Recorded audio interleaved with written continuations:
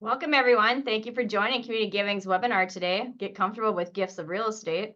We'll just give people a couple minutes here to join us. As people get logged on, we'll be waiting for our friends to join us for this real estate gifting and getting comfortable with the gifts of real estate.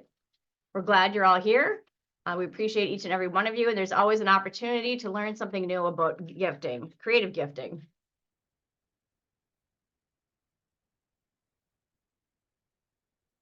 It's a nice day outside here. I hope where you are is a really nice day too. And I hope the weather is doing well and the sun's shining outside my window. It's good to see.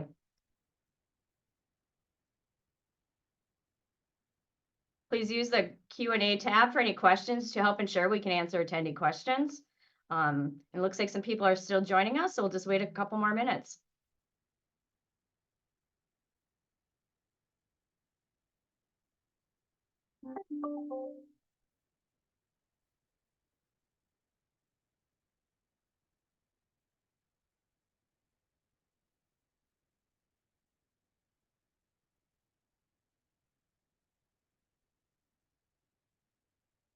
To those who just joined, I'd like to welcome everyone again. Thank you for joining Community Giving's webinar, Get Comfortable with Gifts of Real Estate. And we'll just, like I said, give people a couple more minutes to log on and join us today.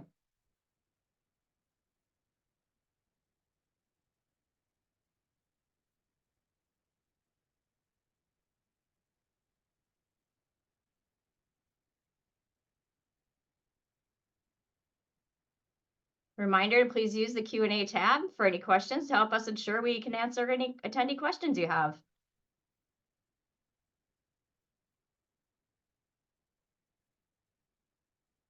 Looks like there's still some people jumping on, so we'll just give them a couple minutes yet.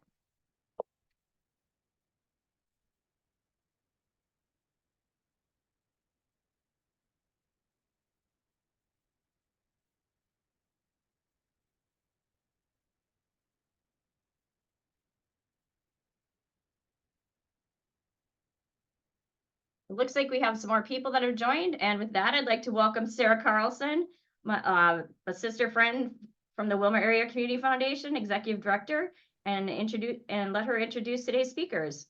Sarah? Thank you, Greta. We are so pleased today to be hosting an award-winning author and someone who has quite a depth of experience around charitable gift planning and educates our field around her work, Dana Holt. As I mentioned, Dana is an award-winning author. She has a charitable gift planning education and professional speaking practice and works as a consultant. She has been instrumental in teaching fundraisers how to raise millions more by accessing wealth, not just cash. Before she started Holt Consulting, Dana began her career as an estate planning attorney and then spent 13 years at a Fortune 300 financial services company.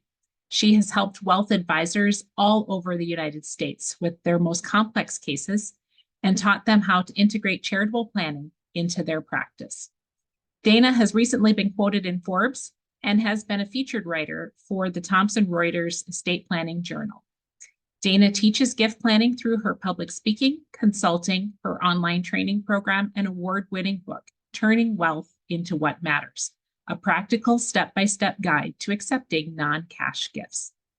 Dana is a graduate of Mitchell Hamlin School of Law and Southern Illinois University. She has served as the chair of the Minnesota Gift Planning Association in 2020 and 2021, is an avid gardener at her home in the Twin Cities, and lives with her retired racing greyhound. Dana, thank you so much for joining us today and lending your expertise, and we will turn it over to you. Thank you very much. I really appreciate the opportunity to be here today with all of you. The invitation is much appreciated. So I'm going to get sharing my screen here. We're going to get into full screen mode. And while I do all of that, I want to go through just couple little housekeeping details.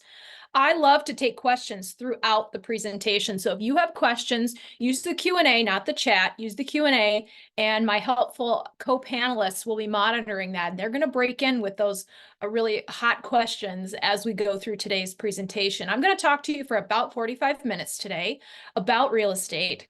And as that lovely introduction told you, I am passionate about helping nonprofits get comfortable with all types of non-cash assets, but especially real estate. It is my favorite. So we're going to get started today. All of these slides are going to be emailed to you by the event organizer after the presentation. So you'll have this, you don't have to take notes. You'll get all of that in your email inbox shortly after the presentation. So let's jump in.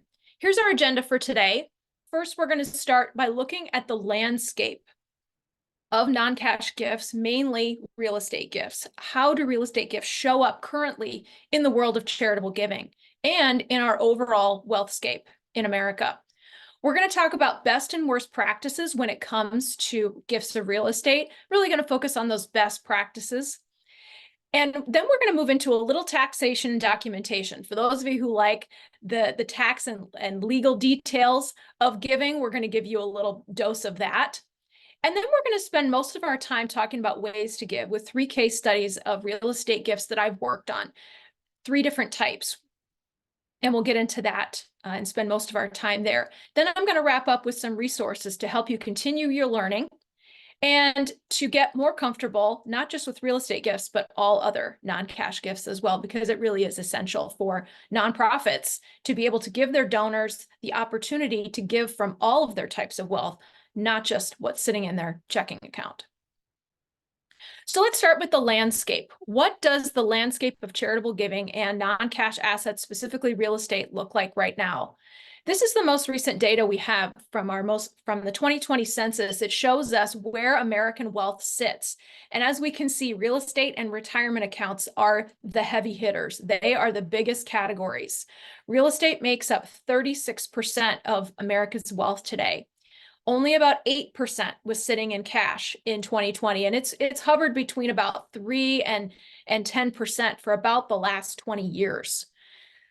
As you can imagine, with interest rates being low, Americans, historically low, Americans really haven't been keeping a lot of their wealth in cash. They've been investing it in other things that will appreciate faster, namely their retirement accounts, because let's face it, most people are responsible for their own retirement these days. We don't have pensions anymore. They're not floating around like they used to. And so we've gotten really good at putting money into retirement accounts. So those are 2 really important areas for nonprofits to focus on, not just retirement accounts, but absolutely the real estate. Because if you think about yourself and the people that you know, that's probably where most of your wealth sits as well, your home and your retirement accounts. And then, the stock market makes up another significant chunk, but it's probably smaller than you expected. If we compare that to gifts by asset type, if we look at some IRS tax return data, it shows us the dollars that are given to charity broken down by asset type. And this is all public information you can get from the IRS. You have to weed through some pretty heavy spreadsheets to get it, but it's there. And it shows us that real estate makes up less than 2% of the dollars given to charity every year on average.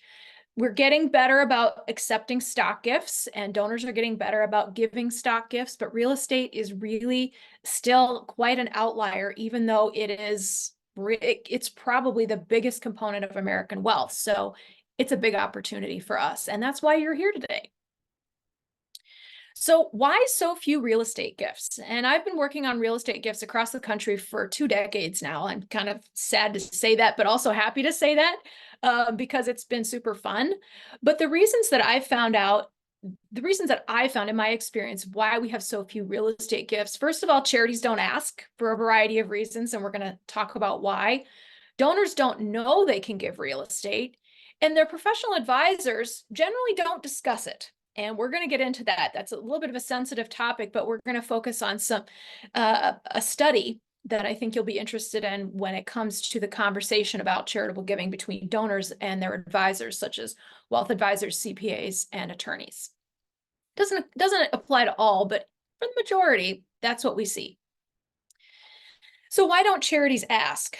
First of all, fear of risks. What kind of risk does this asset bring to us? And that's a really important component when you're evaluating any proposed gift, is what risk does it bring? Lack of understanding. I don't know much about real estate. If you're working at the average nonprofit, that's probably how most nonprofit staffers feel. They don't have a background in real estate. So that lack of understanding holds them back, kind of like, I don't want to enter into a conversation where I might say the wrong thing or appear foolish. I don't even want to go there. Lack of staff, that's another reason. Nonprofits don't ask because they say we don't have the bandwidth. We just can't handle that ourselves. And that's why it's important for us to look beyond our own four walls and look to community partners to help us with that. Or a bad past experience. Anybody who works in fundraising probably has a story about a bad past experience with the gift of real estate. They probably went into it not knowing what they didn't know what information to collect, and there were maybe some landmines in there that they didn't expect, caused a bad experience. They got a bad taste in their mouth, and now they don't even want to think about that again. So we want to alleviate that by giving charities the tools and resources they need to go into this with their eyes open, know exactly how to proceed, and get comfortable with it so they can take advantage of this huge opportunity. So some best practices around gifts of real estate. And if your organization does this, does accept gifts of real estate, you're probably doing a lot of this stuff already. First of all, acceptance policies. Gift acceptance policies are generally non-exciting. It's not an exciting topic, but they're so essential when it comes to accepting any kind of gift. You want to let people know what gifts you accept and under what conditions, gift minimums, types of real estate, etc. Acceptance procedures. This is an important thing. And in my work with nonprofits, over the last 6.5 years that I've been doing this independently, what I've found is that very few organizations have acceptance procedures. Someone comes to them with a proposed gift of, let's say, real estate, and they're kind of like, what do we do now? What's the first step? What do we do?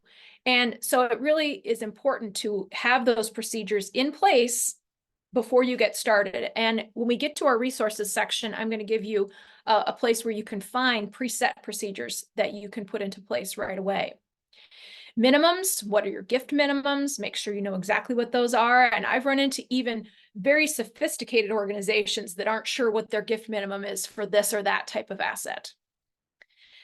Who are the decision makers? Who can decide whether you're going to accept a particular asset, real estate or otherwise? Is it a committee of people? How often do they meet? Do we need to maybe make that decision-making body smaller so that we can make quicker decisions once we've done our due diligence on that asset? Legal expertise, you want to make sure you get the right advice. You want to have good either internal or outside counsel that can help you understand the risks and give you advice as to whether this is a good gift or not, or how to proceed with a potential gift. A memo of understanding, I think this is really important when it comes to any non-cash gift, especially real estate. You want your donor to understand exactly what's going on, what your process is for evaluating and accepting a gift, and then very importantly, what you're going to do with it after you accept it. Most charities, their policy is to liquidate non-cash assets right away. You want to make sure donors understand that you're going to do that and why you have to do that. A site visit, very important. Just looking on Zillow is probably not enough of a visual for that property. Maybe you look at the property tax records and other things, that's great. But I think a site visit is really important because then you can see what the neighborhood looks like or what the area looks like. One example for you, I was working on a gift of real estate in Illinois, farmland. Went down to do the site visit. And this was probably 15 years ago, and we had the donor fill out a questionnaire. Laundry list of things we wanted to know about the real estate before we got into it. And I got down there and there were oil derricks going up and down in the field, and that was not disclosed, even though it was requested on our questionnaire, wasn't disclosed. And so if we hadn't done a site visit, we would not have been aware that there were oil companies with oil leases going on this property, which is a major feature in this property, and you need to know that going in. Environmental screens, you want to know if there's any potential current or past use of the property that could cause environmental contamination. And then last but not least, communicating with the finance department. This is really essential for every stage in the gift, because if it's the development or fundraising department that's facilitating this gift and working with the donor, and then the gift comes in and the finance department maybe hasn't been on the same page every step of the way. Now they're in charge of taking care of it, maybe selling it, dealing with it. taking care of it, you can have some friction there. And so it's really important to have your finance department on board throughout the entire process, from the initial conversation about the proposed gift all the way through acceptance. So we talk about risks a little bit. We talked about environmental risk. That's possible. Title, is there a clear title? Is there going to be anything that would prevent you from liquidating this property on the title?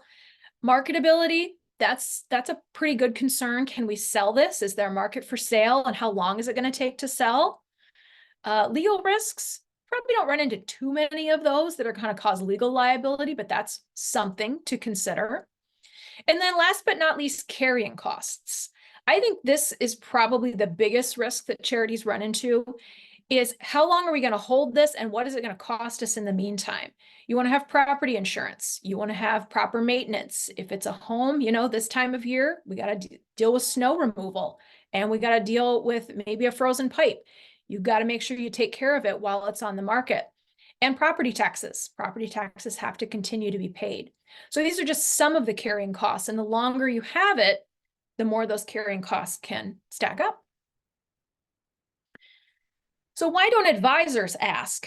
And U.S. Trust and Lilly School of Philanthropy at Indiana University, they do a study every year on high net worth philanthropy.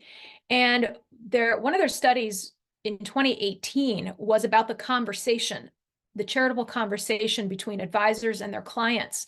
And they asked the advisors, there were state attorneys, other types of attorneys, wealth advisors, and CPAs in this study. And they asked, if you don't discuss charitable planning, why not?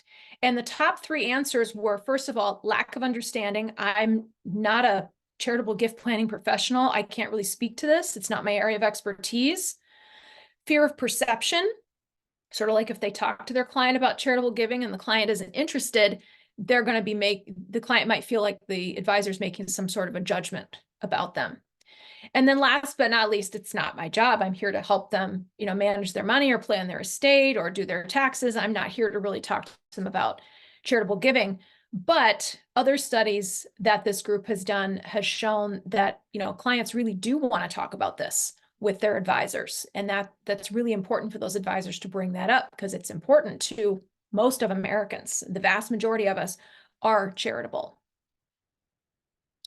So let's jump into a little taxation and documentation for those of you who like to get into some of those details. But I'm going to stop for a minute and ask if we have any hot questions in our Q&A box before we move on to the next section. Hey, Dana, I think people are wrapped. I don't see any questions yet.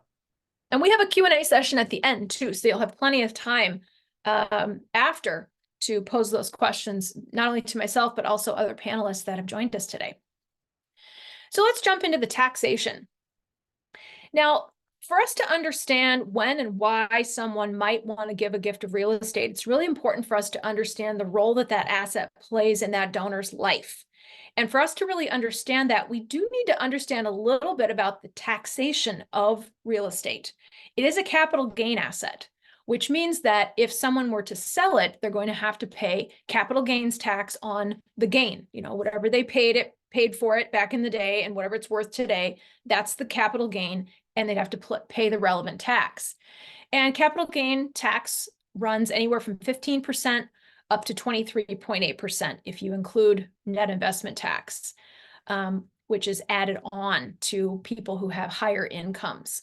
So really what the donor might pay is up to 23.8% on the gain from a sale of property. And if they have a piece of property and they're not really interested in maybe keeping all the value from that, they don't really need it, it might be something that they're interested in giving away, because they want to do good with their assets, but they may not want to sell it first, recognize that tax, and then give cash. It's not as efficient as it would be just to give the asset itself. If they do give it, they are entitled to an income tax deduction of the fair market value of the property. That is a benefit that is not awarded to all assets, just capital gain assets like real estate and stock. So no matter what I paid for it back in the day, even if it's appreciated by millions of dollars, I still get a tax deduction based on today's value, not what I paid for it. When they go to do their taxes and they want to take that deduction, they might face a limitation on how much they can deduct in a particular year. So if someone is giving a big valuable asset like real estate, they can only deduct up to what the equivalent of 30% of their adjusted gross income that year. So maybe they have $1 million deduction, but they have $1 million income. Let's just make it easy. $1 million deduction, $1 million income. They can really only deduct up to 300,000 of that deduction because that's 30% of their adjusted gross. They're not going to lose the rest of it. That other, 700,000 just gets carried forward to additional years. So that's why it's really important for the donor to have good tax advice when they're going into a gift like this. How is this deduction going to be used? Maybe I want to create more income this year to use up more of my deduction. Maybe I want to think about creating more income down the line. When I carry forward that deduction, I can use it against other income, selling other things. So it's really important for you to have a good tax planner around the table with the donor as one of their advisors. One of the reasons donors may not want to give real estate, another important thing, is when they pass away. If someone passes away with real estate in their estate, they can then give that real estate to heirs with what's called stepped up basis.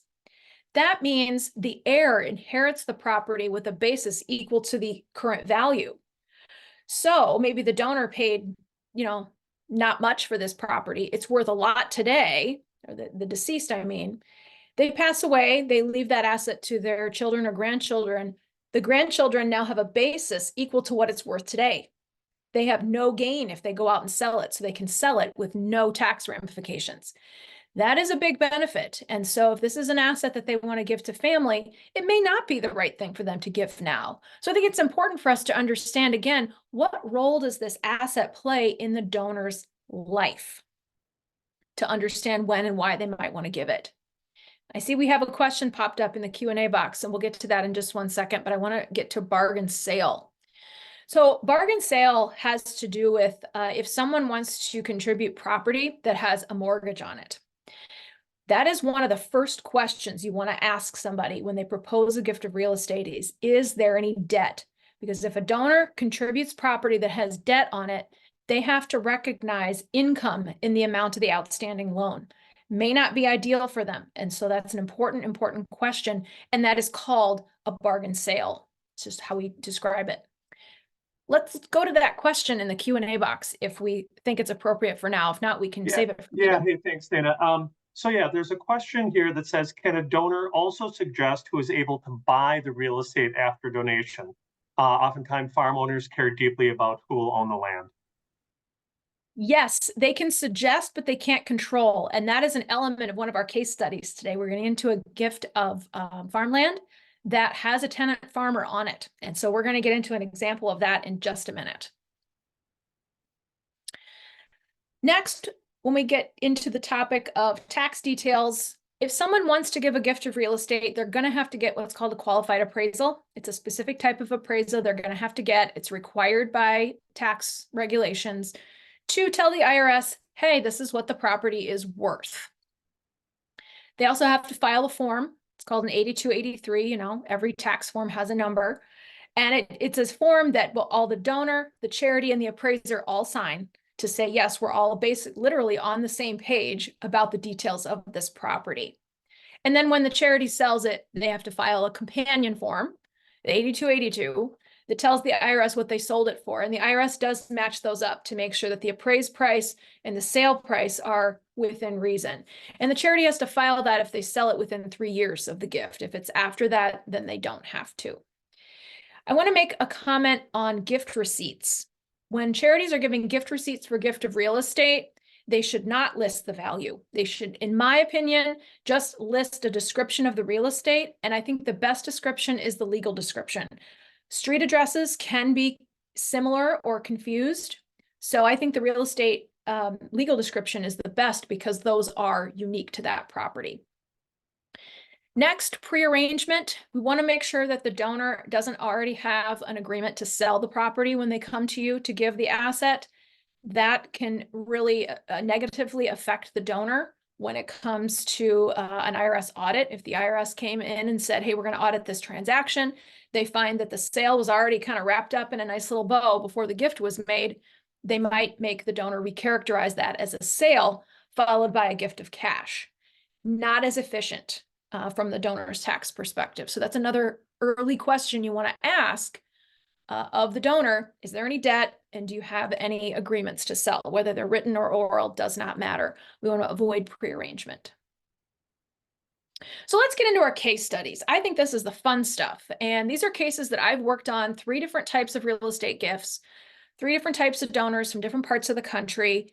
And I've changed their names and their pictures, but all the other details are accurate and 100% true. Whenever I teach gift planning, I always teach it in 3 steps. First, goals. That's the most important step. What is the donor trying to accomplish philanthropically, financially, and in other areas of their life? Next, once we understand goals, we can look at tools, and that's their assets. What assets do they have in their toolbox? And then lastly, technique. What is the technique that we're going to use to make that gift possible? Is it a direct gift? Is it a donor advised fund, etc.? So that's how we're going to go through these 3 case studies. The first one, this is Perko, and she lives in the Pacific Northwest.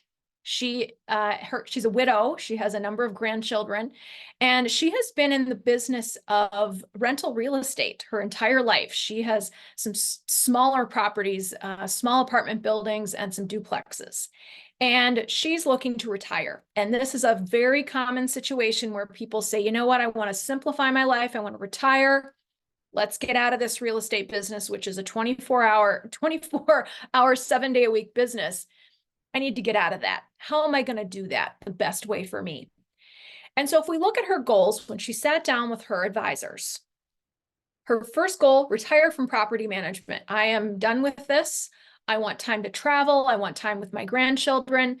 And, you know, at this point, I'm going to be simplifying my estate. I'm going to be relieving myself of ownership of these assets. That's going to give me the opportunity to support the charities that I care about. And that is often a real motivator for people, is a liquidation event or a tax event. It really determines the when of the gift, not the why, but it'll influence the timing of the gift. And she was very passionate about giving to her church, her local cat shelter, and the food bank. Those were her top 3. So if we look at her tools, her assets, she has 2 apartment buildings. She has 4 duplexes. She has an IRA and a condo where she lives. Now, strangely enough, she owned all of this stuff individually. She did not own it in any kind of business like an LLC, which is odd. But again, she owned all of these things individually. So she was making gifts from her individual self, not from a business. And that's another important question to ask people is, how is this property titled? So we get to her technique. What did she do? Well, she decided to use a donor advised fund because she had multiple charities she wanted to benefit with one valuable asset. And that is one of the ways that people are able to give these valuable assets, but benefit multiple charities. If she had tried to give a third interest to 3 different charities in one piece of real estate, that would have been, in my opinion, kind of a nightmare. So to streamline that, she decided, you know what, I'm going to give it to a donor advised fund, let them sell it, and then we'll dole out grants to my favorite charities. So she decided to give the largest apartment building, which had the most appreciation. It was the most highly appreciated asset in her real estate portfolio. She gave that to the donor advised fund. She sold all the other duplexes and the other apartment building, and she is now retired. And the great thing about the timing was that deduction that she got for the gift helped to offset the capital gains on the sale of the other asset. She did some very detailed tax projections with her CPA to figure out which asset made the most sense for her to give and which assets made the most sense for her to sell. She sold assets that had higher basis. She didn't have really high basis in anything, but she gave away the asset that had the most gain so that she could avoid the most gain, because when you give it, you don't have to recognize the gain on the sale, and the charity doesn't recognize it either. So it's a real win-win. So if we look again, go back to our procedures a little bit and talk about some of these in order. What did we do in this case? The first thing is questionnaire. Ask Perko about the property that she's proposing to donate. We want to know as much about it as possible. Looked at that, didn't raise any red flags, sounds good. Did a site visit, all looked good. Did a memorandum of gift. That's that sort of memo we talked about earlier. She understands the process of the gifting process and all the steps, and also what we're going to do with it afterwards. Did a title check, that was clear. Did the asset transfer, and then the property ultimately sold. So that's sort of a real fast forward view of how this gift happened. We learned some lessons, and I always like to go back to some of the lessons. And it's never a failure, it's just a lesson for the next gift. And I emphasize that with every nonprofit I work with, every person, an individual, I say, you know what, maybe this was a little traumatic or problematic, but you learned something. First of all, always hire a property manager. I was here in the Twin Cities working on this gift, and the gift itself was in the Pacific Northwest. Having a property manager for this apartment building, I think it had about 20 units, was really essential because I didn't want to be a full-time property manager doing the rest of my job and that at the same time. Too much. Also, get adequate insurance. We had a little bit of issues with this property. One tenant fell asleep and set their apartment on fire. They were cooking and their kitchen caught on fire. So we had to move that person out, do a remodel. There was an insurance claim, obviously. Once they were in there doing the repairs, they discovered underneath the property, it didn't have a basement because of the type of soil. It just had a crawl space. They were under there and there was this horrible smell and they thought, oh my gosh, did a skunk go and die under there? And they got in and found asbestos. So they had to get even more people out, be relocated, have an asbestos crew come in. I mean, this was quite crazy. And that brings us back to my recommendation, get an inspection, especially of a property this complex. At the time, our policies did not include building inspections. I use this example as a lesson to go ahead, spend a little money, get that inspection because it can save you a lot in the long run. If we had, we would have probably known about the asbestos. And when they went to sell and the buyer came in, they probably would have done an inspection and found it anyway. We just found it a little earlier because unfortunately we had a fire. So the last thing is be patient. These gifts are very valuable and they do take time. They take time and they take attention. So make sure you're patient and make sure you get adequate insurance. I think our insurance claim on that one was about $75,000 and that was about 15 years ago. So you can imagine what it would be today. Hey, Dana, Next, before we we got a jump in question on that one.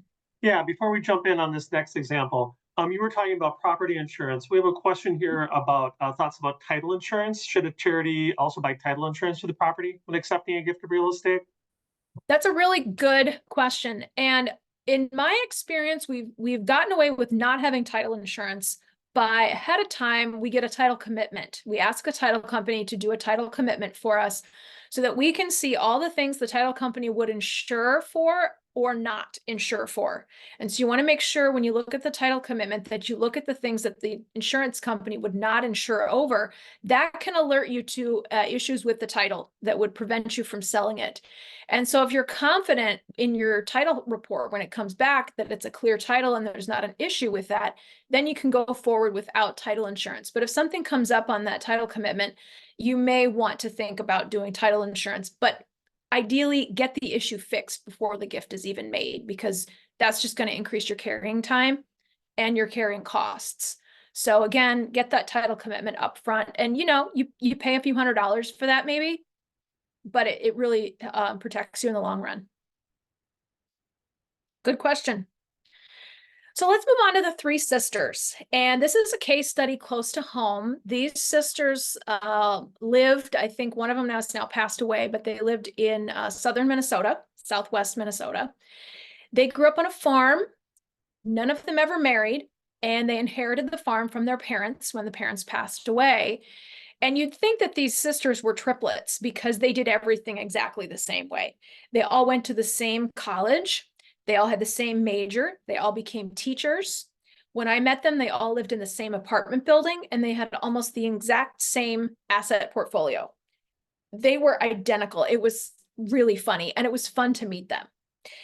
But of course, as they're getting older, they're looking to simplify their lives. They want to divest themselves of that family farm, but they feel weird about selling it. There's sentimental attachment, understandably.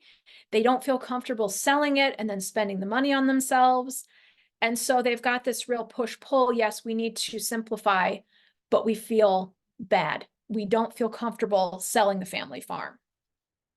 They had been renting it out to a tenant farmer for many, many years. I think almost 20 years. The same tenant farmer had been renting from them. And when I met them, at least one of them had retired from teaching and the other two were getting ready to retire. Their charitable goals, as you can imagine, they're interested in giving back to their church and teacher scholarships at their alma mater. And all three of them, again, had the exact same goals. They all wanted to do exactly the same thing. They were so much alike. So if we look at their tools, what do they have in their asset toolbox? We know what they're trying to accomplish. How can we accomplish that?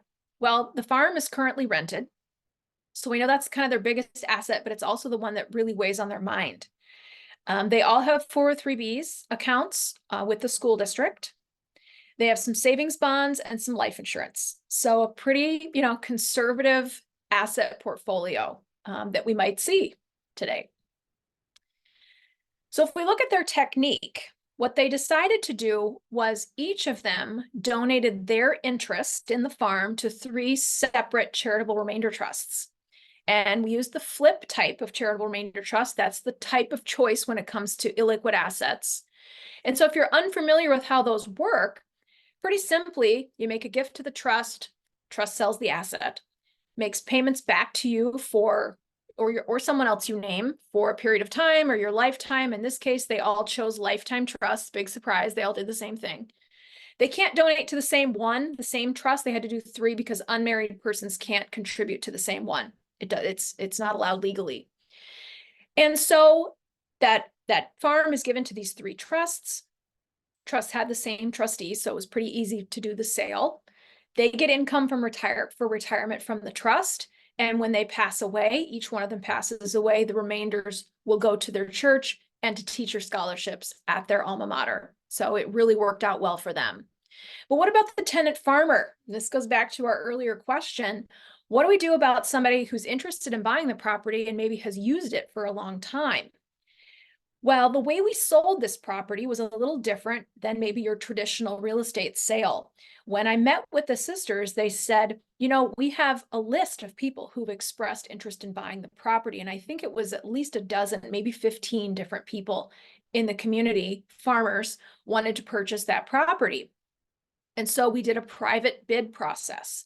I sent out letters to all the interested parties, let them know we are offering this property for sale.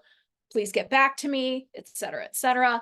And the tenant farmer was the top bidder, and he sent back his signed the offer to sell, sent back his deposit. He was the top bidder, and so we did end up selling to him, which is what the sisters wanted, but they understood that they couldn't control that process. They had to be out of it in order to protect their charitable deduction and the status of that charitable trust. They couldn't control that. It was really up to the trustee. So, but it did all work out very well. I just saw it popped up. Did we have a question? Yeah, I'll just read it directly. It says, regarding the tenant on the property, what if there's no lease? What if it's just a handshake deal? Does that impact whether or how you accept the gift? Well, it's still a lease. It's just oral, it's not written. And so if I were the organization accepting this asset, I would want to have that lease in place because it's still enforceable. You can't kick them out. It has to continue for the term of the lease, but we would need to know the terms of the lease before going into accepting the property. So we need to sit down with the tenant farmer ahead of time and iron that out and get a written understanding of the, the continuation of that lease. Everybody would have to be on the same page, but hopefully, you've got a written lease. But that brings up a good question. When a property changes hands, the tenant comes with, and the lease continues for the duration of the current lease. So that comes with the property. You can't just kick them off because ownership changed hands. So how do we go about this gift? Same thing, questionnaire, site visit. We did that title commitment. Everything looked clear, very clear. We drafted the trust agreements, transferred the farm into the trusts. Each sister transferred her 1/3 interest. We notified the tenant that we were the new landlord. We did offers to sell, and then we had a closing. That's the fast forward view in order. And it's really important to make sure that you get these things in order. We're looking at due diligence first, then asset transfer, and then we look at, the liquidation process. But that's kind of the fast forward approach. So let's get into our third and final case study today. This is Bill. And he was also in the Pacific Northwest. He was in the Seattle area, and he was a widower. He and his wife of many, many years had 4 children, and Bill has been retired for a number of years. He was a shop teacher at the public school where his kids went to school. That was his occupation through his entire career. He was very handy, showed me around the house, showed me all the built-in cupboards and the banquette that he put in the kitchen. He was just so proud of all his woodworking and his tools in the garage. We had a really nice visit when I went to look at the house. But what was going on with him personally, he wanted to simplify his estate. That was, again, that it really comes down to that when real estate can really weigh on someone's mind when it comes to simplifying their estate. He doesn't want to give it up because he wants to live there. He loves hosting his large family for holidays. He wants to live in it as long as he possibly can. But he does know that he wants to use it to support his favorite charities, the school where he taught and a social services organization. And so we talked about different options. But first of all, if we look at his tools, what does he have in his toolbox to help achieve those goals? The home, and again, he built a lot of it, put an extra addition on, countless woodworking projects, is his 403B from the school district. We see a trend in charitable giving, a lot of very philanthropic teachers, at least in my experience. Life insurance, savings account, and some CDs. Again, pretty standard conservative asset portfolio, but the home is the thing that was really weighing on his mind. He wanted to simplify so his kids didn't have to deal with it when he passed away. So he also decided to use a donor advised fund because he had multiple charities that he wanted to benefit with one gift. And he decided to do what we call a life estate or life estate reserved, which allows him to donate the property now. It's a completed gift. But in the deed, he reserves the right to use the property for the rest of his life, as long as he wants to. He gets a tax deduction today, and it's the value of the remainder interest. And we have plan giving software these days that can calculate that for us. Thank goodness we're not doing it by hand any longer. But he does get an income tax deduction today. Alternatively, we did discuss a transfer on death deed, which we affectionately call the TOD these days. And it is a way for him to transfer the property at death without it having to go through probate. So it's not a current gift. So there's no deduction today. He can revoke it, but it's basically like a beneficiary designation for real estate. So it doesn't pass through probate. It just, goes to the beneficiary. In this case, it could have been the charity, but he decided to do the life estate reserved. That was something that just sounded better to him.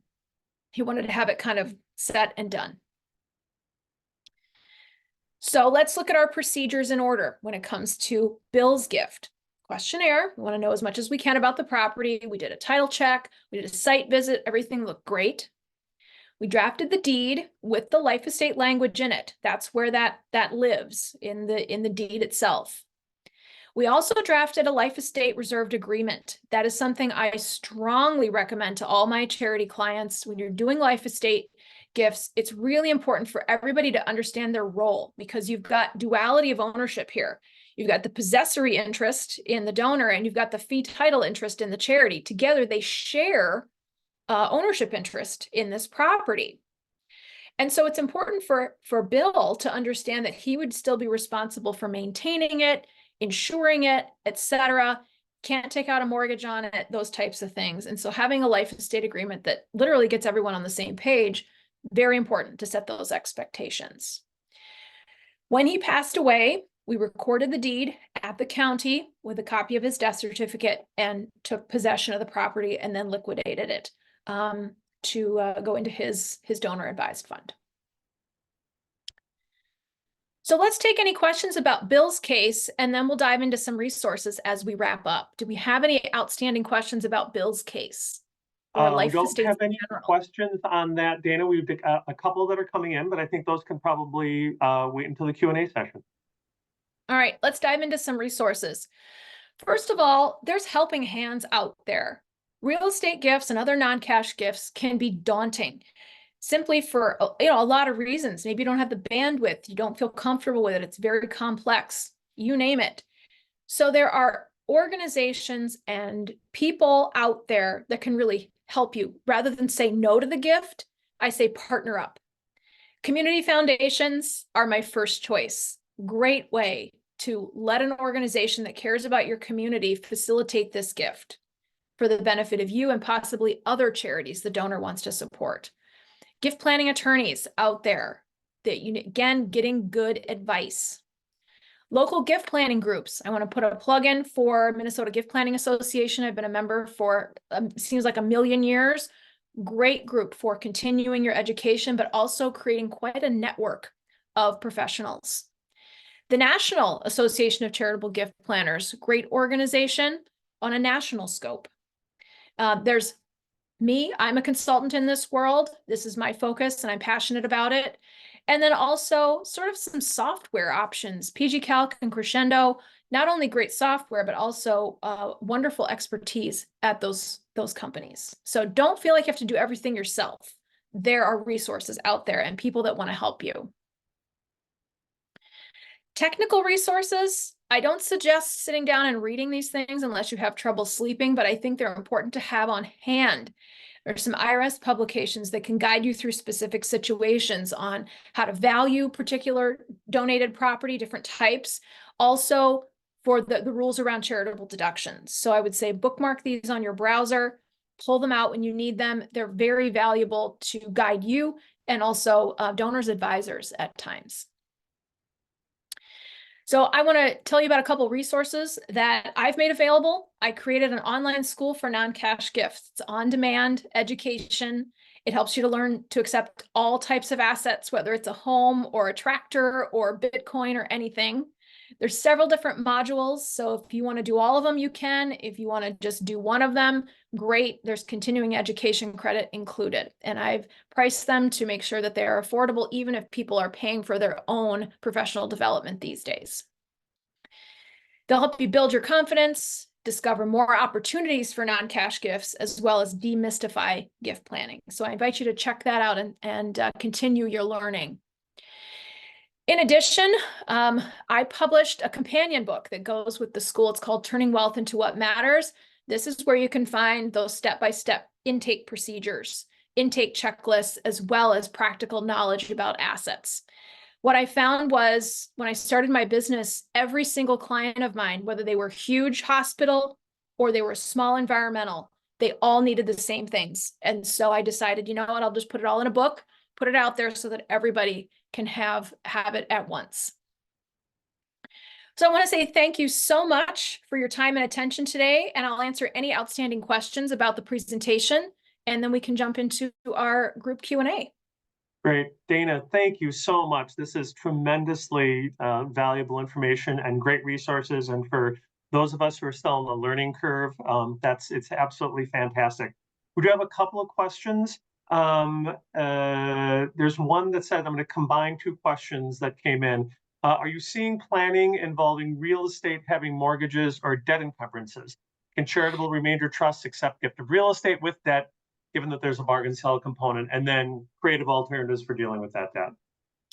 Yeah, debt on real estate isn't quite, it doesn't put the kibosh on the gift in and of itself if the donor is okay with recognizing that income.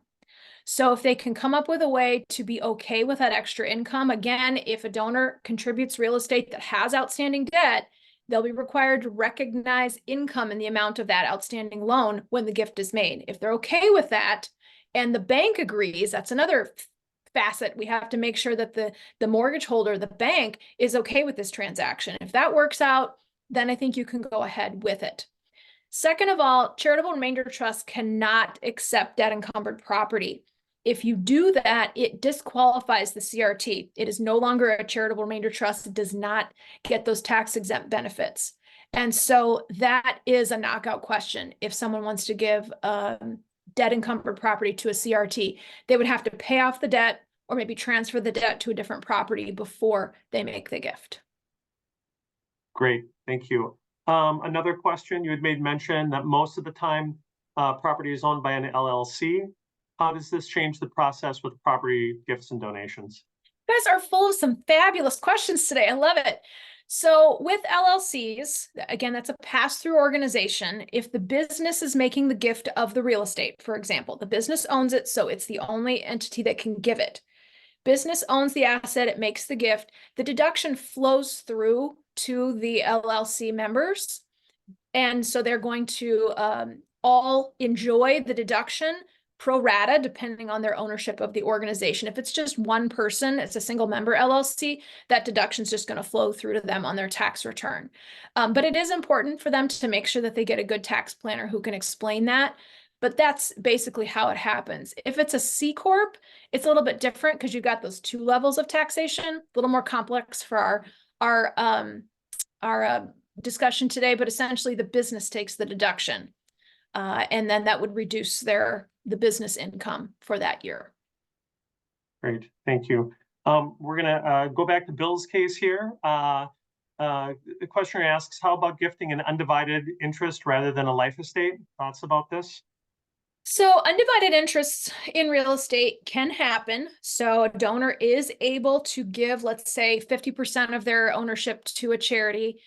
In my opinion, it is risky because then you don't have full control over what you want to do with that asset. And if you want to sell it, but the donor doesn't, you can't do anything about it. When that donor passes away, then you own it with their estate, and then you're dealing with their family and their heirs and their executor. What do you do? In my opinion, it's risky. And I would really think twice about entering into a gift like that. If it's really something the donor wants to do, and that's the only way they want to do it, I would perhaps advise them to consider doing a bequest with that rather than a current gift. I'm trying to put these in some kind of order, but we're going to popcorn around here a little bit. All right, So, I don't mind. can real estate be used for charitable gift annuities? What are your recommendations regarding this type of gift? Some organizations do. In my opinion, it's very risky because gift annuities are a general debt obligation of the charity. So let's say, which means as long as you have money, you've got to pay those gift annuity payments. So let's say someone gives you a gift of real estate in exchange for a CGA. You go to sell it, you can't sell it right away. And it takes a while to sell. Or when you sell it, you can only get a fraction of what the gift was worth when they made the gift. Gift annuity payments are based on the value of the gift on the day it's given, not the value of the sale price. And so if the property sells for less than what it was valued at the day of the gift, the charity has to make up that difference in the gift annuity payments out of their own pockets. So that can be risky. Some charities will do maybe a deferred gift annuity to give them the opportunity to sell it before they have to start making payments. Some will maybe give a lower gift annuity rate to kind of make up for that risk. But in my opinion, again, it's really risky, and I would try to steer the donor towards doing a charitable remainder trust. It just works out so much better for everyone involved, because with this charitable remainder unit trust, the payments are based on the value of the trust assets, not the value of the gift when it was given. So that fluctuation in gift value versus sale price is not a problem. So again, I'm not a fan of gift annuities accepting real estate. Great. Okay, another question. Donors need to get an appraisal to substantiate their deduction. What role should the nonprofit play in this? Can a charity pay for the appraisal? Charities can pay for the appraisal. They can do it. My advice is it's really an obligation of the taxpayer. And so in my opinion, for a charity to pay for something that is a legal obligation of the taxpayer is inappropriate. If you do decide to do it, make sure you put that on the gift receipt as something of value that the donor received. So they gave a gift of real estate, here's the legal description, but they also received an appraisal that we paid for. So that needs to be on the gift receipt. Great. And then a follow-up question on that is, what if the charity has to sell a property at a lower price than the appraisal? What's the IRS look back period on that deduction? So it's going to be, well, I mean, they can audit it up to whatever the audit restrictions are. But when it comes to whether they're likely to do that, it's probably 3 years, because the charity has to file that 8282 form, which sometimes we call it the tattletale form, to let the IRS know what they sold a property for within 3 years of the gift. If they sell it after that, then the IRS won't know what the charity sold it for unless they go back and audit a particular transaction, regardless of, of any 8282 filed.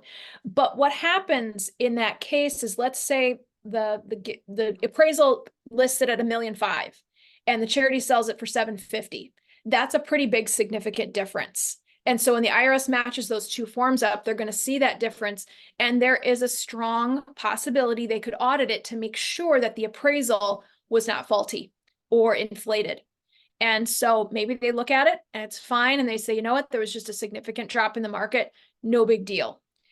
If they find that it was faulty, they probably would go back and require the donor to take a lower deduction and amend that return. I've got one more nuts and bolts question and then sort of a wrap-up question. Okay. The nuts and bolts question is, what constitutes a prearranged sale? What if you have a realtor trying to sell the property and then you decide to gift the property? So prearranged sale, it's a little bit of a gray area because it comes out of contract law, what's an enforceable contract and what isn't. Generally, you have to have what we call some sort of consideration. So that means I'm giving you something and you're promising me something. So I'm giving you $1 and you're promising to sell to me. That can be an enforceable contract, even if it's just oral. Obviously, a written contract, that's going to be enforceable probably if you've engaged a realtor to sell it and you've got buyers on the line. That can, and you've got a purchase agreement, definitely that's a prearranged sale. You'd want to cancel that, make the gift, and then restart that sale process. But I want to give you a little bit of a practicality here. Let's say you and I are have agreement to, I'm going to sell my house to you and you've agreed to buy it. You've signed a purchase agreement, and then I come to you and I say, oh, I forgot to tell you, I'm going to give my house to this charity over here, and then you can buy it from them. You'd probably be pretty ticked off at me, and I'm probably in breach of contract at that point. So you not only have the prearrangement issue, you've also got a breach of contract issue. And so you just really want to make sure you understand what kind of conversations or what kind of documentation about sale has gone on about this property before you get into a gift situation. Great. Okay, and so here's the wrap-up question. What's the best first step for a professional advisor if a client has a gift but is not comfortable with the process? So the top 2 or 3 folks to help them out. So is the donor not comfortable or the advisor in this situation? I think the advisor is not comfortable. Okay, advisor is not comfortable with how to guide their client through the process of giving. Correct. Well, I would say your first stop is probably to talk to your friends at Community Giving. You're at this webinar, obviously, because you are within their orbit. And so I would contact them. And I know that they're dealing with these kinds of gifts all the time, and they can really help that advisor and maybe even meet with the client to talk about their charitable goals, as well as what asset is most appropriate, and then moving into that gift technique. So I would do that. otherwise, continuing their learning in a number of ways that we already discussed with some resources that are out there. But, talk to your friends at Community Giving. Great. Well, Dana, thank you for the plug for community giving. This was absolutely fascinating. Thank you so much for your generosity. Thank you so much for your time. Thank you so much for all the good work that you do in communities and for communities. With that, I'm going to thank Dana. I know you're welcome to stay with us if you'd like to, but I know you've got other I'll be stuff to with do. you. So, all right, sounds good. Excellent. Well, thanks again. I'm going to toss it to our CEO, Steve Jewell, for the next part of our conversation. Wonderful. Well, first of all, thank you, Dana. We really appreciate this wonderful presentation. And thank you for the answer of your last question. We like to think we're a resource, but one of the reasons we're a resource is we're connected to lots of incredible volunteers and people who care about their communities and also care about helping donors do good things. And we're fortunate to have a couple of those volunteers with us today. And they're going to kind of join us for a conversation and reaction to some of the great things you shared with us, Dana. The first person is Mike Melkert. He is a Minnesota attorney that primarily represents municipalities and nonprofits. He has considerable experience in commercial real estate and real estate development. The Minnesota State Bar Association has certified Mike as a real property law specialist, and he serves as an elected member to the council governing the business and affairs of the real property law section of the Minnesota Bar Association. Mike's governmental and nonprofit clients have accepted numerous real estate donations ranging from small parcels of vacant property to commercial buildings. Mike is a longtime partner with the firm Melkert Hubert Schodin in Waconia, which is in the area of the Carver County Community Foundation, one of our partner foundations we work with. So want to welcome Mike. He's going to be sharing with us. Steve. And then I also want to welcome David Wershay. David entered the home building industry in the early 1990s and played a significant role in creating one of the largest home builders in central Minnesota. Wershay Homes and its superior level of professionalism, craftsmanship, and innovation was founded in 2003 by David and Molly Wershay. Today, Wershay Homes has become the premier residential builder in central Minnesota. David and his wife Molly, an interior designer, lead Wershay Homes with the mission of building homes with the best practices available and offering unparalleled service. David's also involved in a land development. He has a remodeling division, a real estate company, and rental property construction and management company. Native to central Minnesota, but we're just so pleased that he serves on a volunteer role as the board chair of Real Estate Giving, which is the entity that we use to assist people in giving gifts of real estate. So Mike and David, welcome. And you just heard from Dana some wonderful information about the gifting. And we'd like each of you to maybe start with a few comments telling us about from where you sit, how you've seen people use real estate. And Mike, in particular, I know you've worked with a lot of institutions, the donee side of things, and maybe you could share a little bit from your perspective. I have. So good afternoon, everybody. A lot of great information from Dana. And regarding everything that she said, I completely agree with it. And for my clients that are nonprofits and governmental entities, when they're looking at accepting real estate, what I tell them to do is to look at it like a purchase. So you're not paying anything for the property, but go through the process as if you were purchasing the property. And that's going to kind of provide the guidelines for you for evaluating that risk that Dana was talking about. So if you look at it like a purchase, you're going to want to do that investigation. You're going to want to look at the environmental risk. If you want to build something on the property as the charity, you might want to do soil testing to make sure you can build it and you don't have 25 feet of black dirt on that vacant lot. So you really want to do the due diligence and reduce your risk as much as possible. So in regard to Dana's comments, that's what I would add.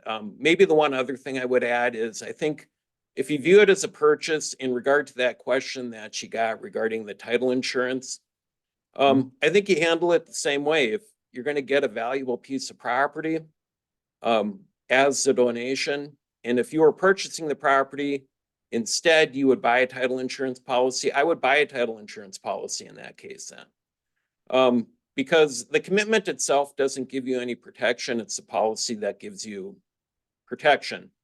So for example, one of my clients has accepted an apartment building. Another client's accepted a jewelry store. And that was an undivided 50-50 gift between two charities. And I agree with Dana, that was hard. You know, in those cases, we got title insurance policies. Because they were valuable, important properties to these charities. So that's what I got. Interesting. So really looking at it from the lens of a buyer, in a sense, using the same kind of common sense and prudence as if you're purchasing the property for yourself. And Exactly right. that's Yep. great. That's great. Thank you, Mike. David, maybe from your perspective, tell us a little bit about, you know, your experience over the years and then why you got involved with real estate giving and why this is an area of interest for you. Yeah, thank you. Well, I mean, one of the reasons I got involved is somebody asked me to go to a meeting, which is usually how you get involved in these things. But, you know, the other side of it is, as, you know, Steve mentioned, I have a lot of different businesses within the real estate world, and, you know, getting creative. I mentioned it earlier, there's other people on the line, but I've always found that in order to solve your problems, you have to solve other people's problems, and it usually means getting creative. And when you get into gifts of real estate, none of them are the same.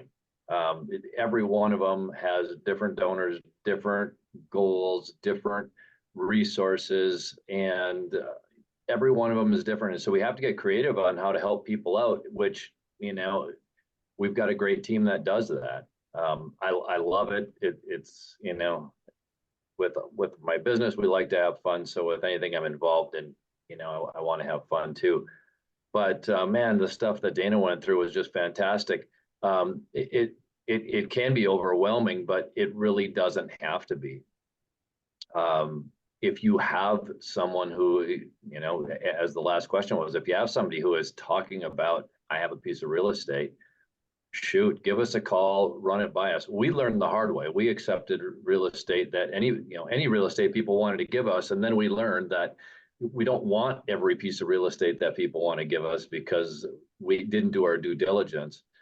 But now we know how to do that. And so you as the advisor, the donor doesn't have to do all that work. We can look at it at a high level, check all of our boxes on our checklist and see how it'll work for you. Another thing too that I thought was interesting is that sometimes donors want to donate their real estate to a nonprofit, directly to a nonprofit, which is great. But the reality is a lot of times these nonprofits don't want real estate. They will much, much rather have the donation in cash to be able to facilitate their goals. And so the introduction of real estate giving and being able to tell your donor, let's donate it to the real estate giving, we can sell it, and then we can put the funds into a donor advised fund at the community foundation. Then they can give the cash to their nonprofit, and they can really make make things work in their world with cash better than real estate sometimes. So, you know, please keep that in mind too. That's great, David. And you know, I think the whole thing is, and it gets to, you know, what Dana said at the beginning, which I think is so relevant, and that is just the sheer number of gifts of real estate is still so small in comparison to what other, you know, what people give, often thinking of cash. So in each of your cases, and I'd invite Dana with her thoughts on this too, what can we do collectively to encourage and get more people to think about real estate as an asset that they can give? What are some thoughts? Go ahead, Yeah, Dana. so for us in the nonprofit community, it's about telling stories. And humans, you learn best through stories. And if they read a story about someone who they can identify with and say, oh my gosh, that's really interesting, that person did that. You know, I have some farmland that I'm going to inherit, and I don't know what to do with it. Or I have a cabin, a family lake home, and, you know, we don't use it anymore, things to do with this. I didn't even know you could do that. So just planting that idea seed in people's heads and tell the story of why the person gave the gift to this nonprofit and why they're passionate about it. Do not lead with tax and financial details that will turn people off. You really want to, focus on the human interest side of it, and then give them a clear call to action. If this is interesting to you, contact us. We accept real estate. Just let people know that simple phrase. We accept real estate gifts. That can start a great conversation. If you are a professional advisor, it is about being willing to have that conversation with people first about charitable planning. What do you want to accomplish charitably? Not just about, the tax benefits or the financial benefits, but what do you want to accomplish charitably? And then, okay, once we understand that, let's look at your assets and determine which one is the most appropriate for you to give. And that can kind of blow a client's mind and say, well, I never thought about giving anything but cash. Mhm. We're going to be thinking about giving farmland. That's really out of the box. I love that idea. And so it's just being willing to have that conversation and explore those goals with people. Yeah, great.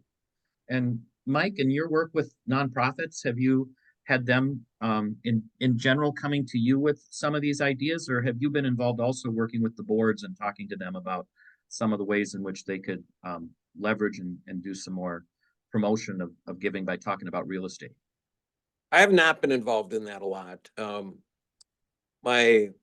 of my larger clients has a foundation that supports it. So, I mean, that's a staff foundation with 10 or so people, I believe, so they're working on all that stuff. So when it gets to me, I'm really more involved with the details of getting it worked out. I think some land is easier to receive as a nonprofit than other land is. Mhm. If somebody wants to give us 80 acres up in North Dakota of farmland, that's got the tenant lease on it.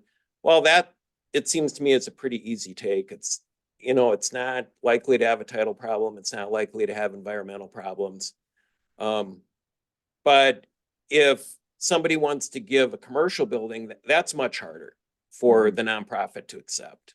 Mhm. So I guess the only thing I would have to contribute is, I think when you're telling people about these opportunities, and maybe if they have an entire portfolio of several parcels of property or pieces of property, maybe some are easier to give than others, and you can concentrate on encouraging gifts of those. Absolutely. Well, and every nonprofit needs to have good legal counsel and assisting them at various times. And so are there things that nonprofits can do on our side of the table to make it a little easier then for our legal counsel and bringing them into the discussions probably sooner rather than later, I would imagine? Well, sooner rather than later, I think having the process, as Dana was talking about, is very important. If somebody walks into the nonprofit on December 1st and their advisors told them they need to complete the real estate gift by December 31st, and it comes to the attorney, well, that's potentially a lot of heartburn for a lot of people.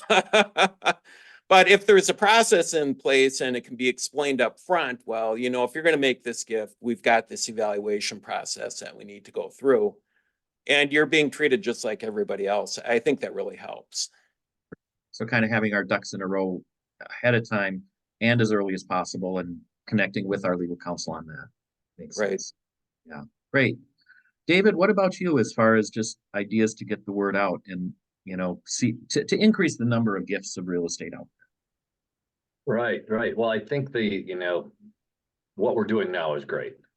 One of the things that crossed my mind and has crossed my mind before for the real estate professionals out there, sometimes, I mean, we want them to know about this as an opportunity for their client. But I think it's also important that they need to understand that it doesn't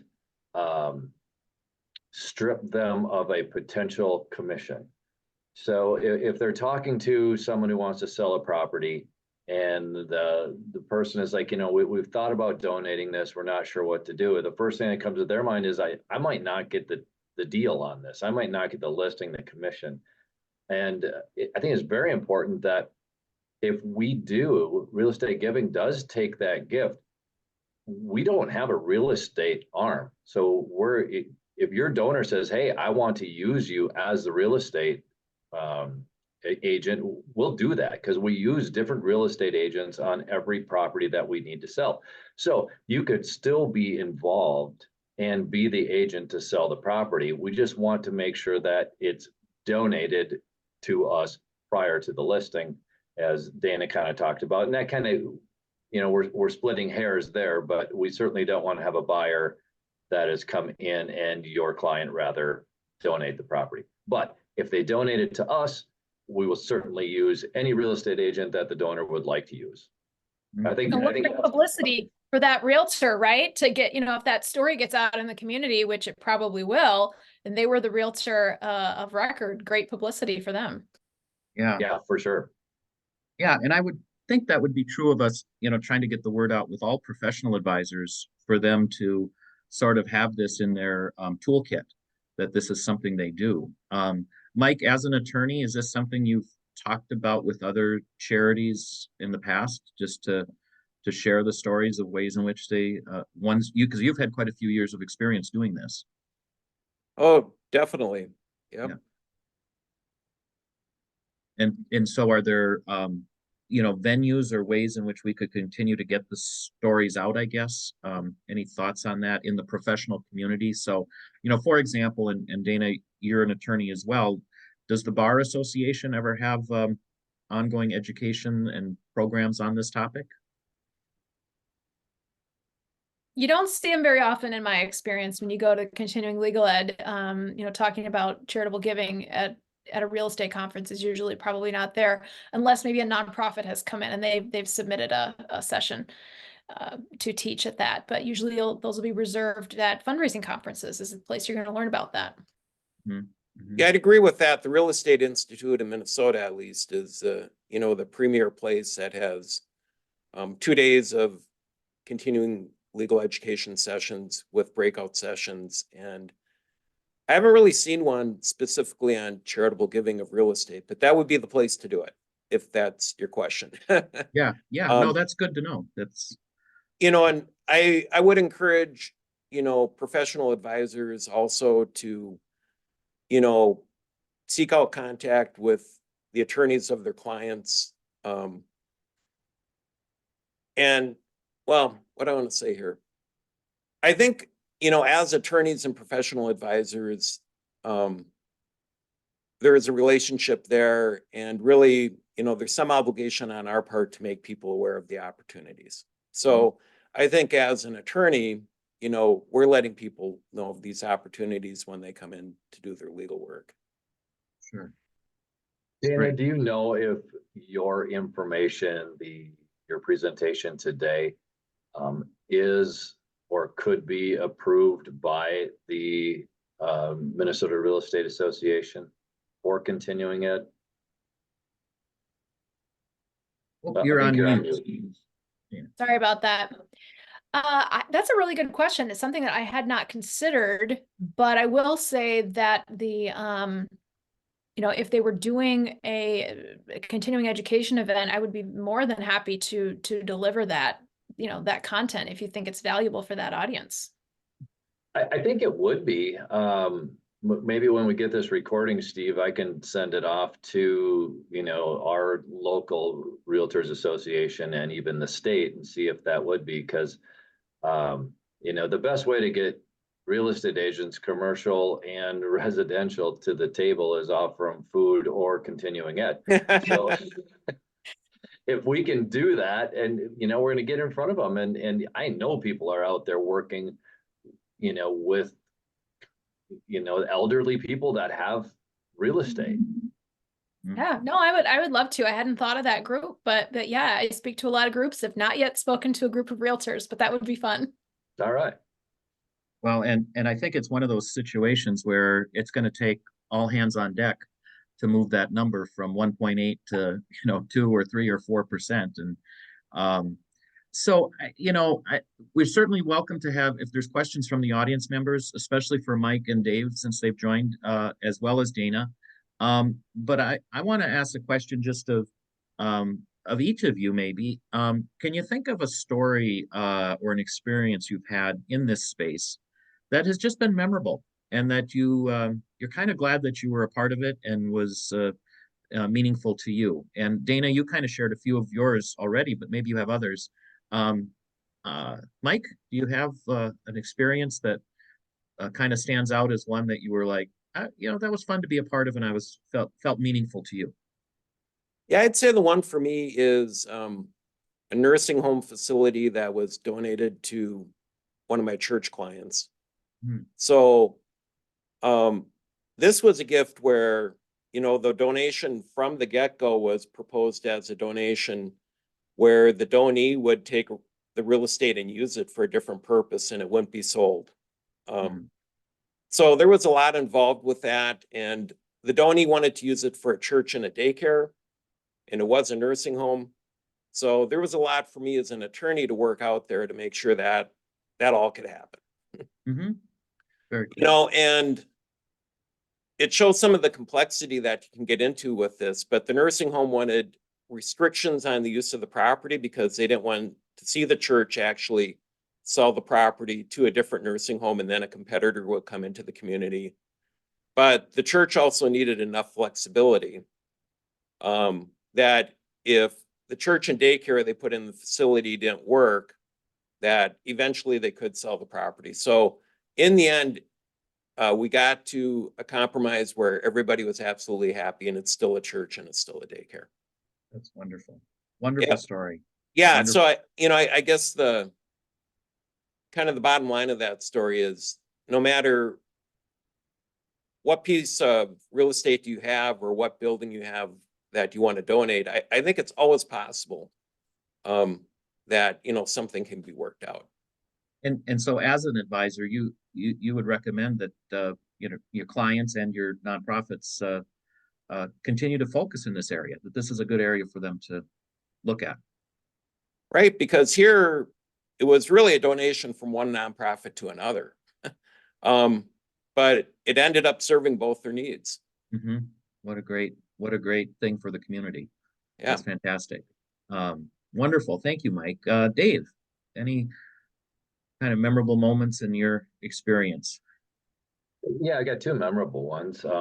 One of them most recently, I'm involved with another nonprofit who years ago had accepted, which was the reason why I brought it up, but years ago had accepted a gift of real estate. And now 10 years later, they don't want it. And so now they have to bear the expense and the burden of trying to unload this, where had that donor, years ago, just given it to Real Estate Giving, the proceeds could have gone to the nonprofit, which is who he really wanted to benefit.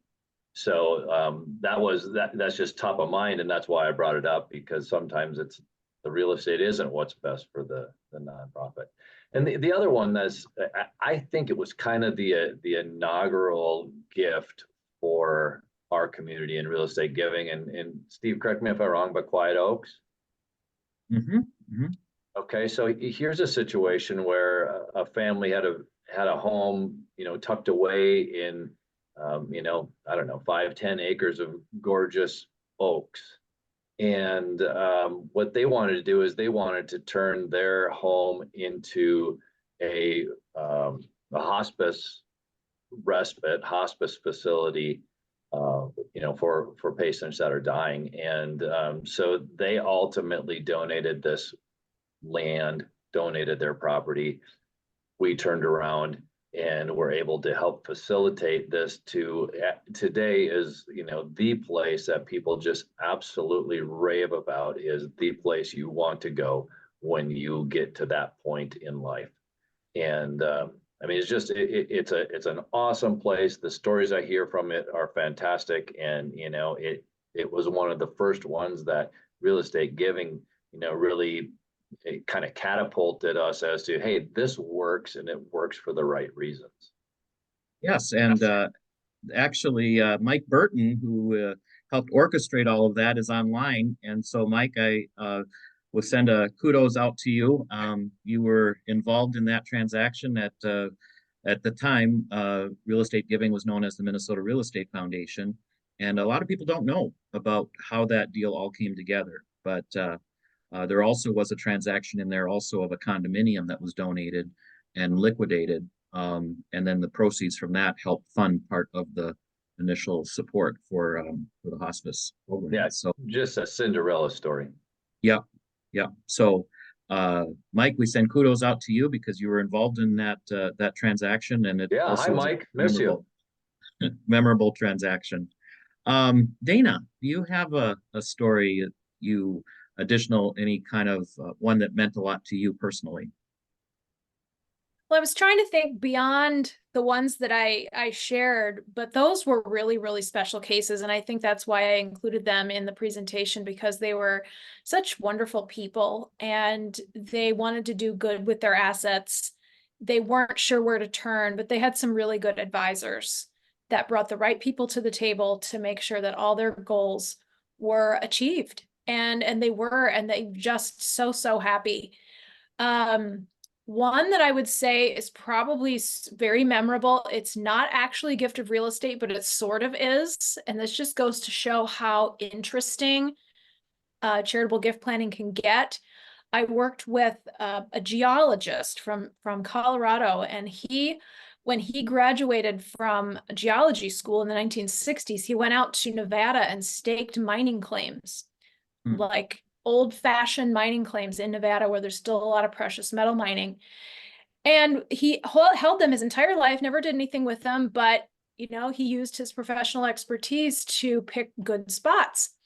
And when he came to us, he said, I want to simplify my estate, and these mining claims are being explored by 10 Canadian mining companies, and I want to donate the royalties, or I want to donate these mining interests, including the royalties, to charity. So interesting. I can't even, we could spend an hour just talking about the details, but it's sort of real estate related. And it was probably the most interesting, complex case that I have ever dealt with. And I absolutely loved it. So it can really run the gamut from something simple like a condo all the way up to, there's gold in them hills kind of thing. Wonderful. Wonderful. Mike, were you going to add something to that? No. No, but before we run out of time, there is Yeah. something unrelated I'd like to add. Yeah, absolutely. And maybe get Dana's input on it too. I mean, it's not related to nonprofits, but gifts of charity to governmental entities are also possible and, happen often. And David, as a developer, maybe has even given, a parcel of real estate to a city here or there that wasn't required as a dedication. So I've seen that happen several times, actually, including in my local community here. Somebody just last year donated a piece of parcel to be used in connection with our new fire station. Oh, wonderful. Yeah. Fantastic. That's awesome. Great. Well, we're just about at our time. Does anybody on the panel here have some, just kind of closing comments of recommendations to the audiences about thinking about gifts of real estate? Anything you'd like to add as a closing comment? I think I just gave mine, so I'll let David and Dana. Thank you, Mike. I would just say, don't be afraid of it. Like you would with anything else, call in a professional if you're not familiar with it, and we'd love to talk with you more. Wonderful. Thanks, David. I will piggyback on that and say, don't wait until somebody offers you a gift before you figure out how you're going to handle it. Figure it out ahead of time. Get your procedures in place, even if it's a basic list, so that you don't feel like you're running around chicken with your head cut off. It's going to make you look very professional in front of your donor, their advisors, everyone involved. If you have some sort of a playbook for these kind of gifts, know who to call, have your procedures in place first. Absolutely. That's great advice. And on that, it's a great way to end. We have this wonderful panel of individuals who I know would be very happy offline to answer any of your questions. Dana has a suite of publications and education on her website, and they're available. They're great resources. Real estate giving, we are a resource here to support charitable giving as well. And I think David would be upset if I didn't say that we are always looking for volunteers to be engaged with the work of real estate giving, including we have a wonderful board, but we're always looking to add 2 or 3 additional board members onto that group. And if you have a passion in this area and have an interest in it, we'd love to connect you. So I really want to thank our speakers today, especially Dana for her great presentation and all of her work in this area, because I don't think we can get the word out enough to move that number. Want to very much thank Mike for joining us and David. And if you do have specific questions, we do encourage people to call and connect with their local executive director at the local community foundations we serve. They're all on your screen here, and all of them are always available to help and connect you with information and resources on all types of gifts, including gifts of real estate. So we want to let you know we also have additional resources on our website, the planned giving information, professional advisor resources, and then we always welcome your thoughts and ideas on how we can better do our jobs and provide information. If you have thoughts on the webinar today or would like to suggest a topic for a future webinar, let us know. And we do have another webinar planned, and we're going to be featuring Shale Lapping, who works with IPEX and who oversees the investments that we do at Community Giving. And he will be talking about how we manage the investments and the different investment pools we offer. And that will be Wednesday, May 22nd from 11:30 to 1. So join us then. It is 1 o'clock, so we're ending on time. Thank you so much, and really appreciate, again, thank you to our speakers, and have a great rest of the day. Take care.